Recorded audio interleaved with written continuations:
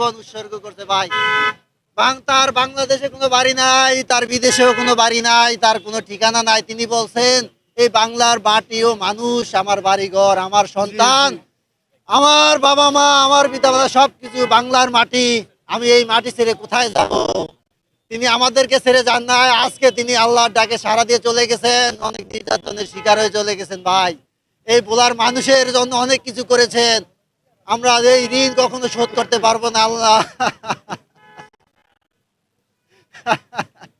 মায়ের ঋণ কখনো সন্তান শোধ করতে পারে না। কিভাবে বুঝাবো এই শোক আমরা সহ্য করব? আমাদের আগামী দিনের ভবিষ্যৎ, বাংলাদেশের ভবিষ্যৎ কিভাবে চলবে? নিশ্চয়ই তারেক রহমান এখানে হাল ধরবেন এবং তার মা বাবার দেখানো পথে তিনি দেশ পরিচালনা করবেন, দেশকে একটা সোনার দেশ হিসেবে পরিণত করবেন। হ্যাঁ, আহ, আহ, আমরা তো ভাই সেই খবর পাইছি সেই রাত, গভীর রাত থেকে আমরা এখানে অবস্থান করতেছি। ভোরবেলা এই সংবাদ শোনার পর থেকে আমরা মাটিতে লুটিয়ে পড়ছি ভাই, যারা ছিল এখানে দেখছি ভাই। ভাই আমরা কিভাবে সহ্য করব ভাই? কোনো খাওয়া দাওয়া নাই, কোনো কিছু নাই ভাই। আল্লাহ, আল্লাহ, এই বাংলার মানুষ কিভাবে বলবে ভাই?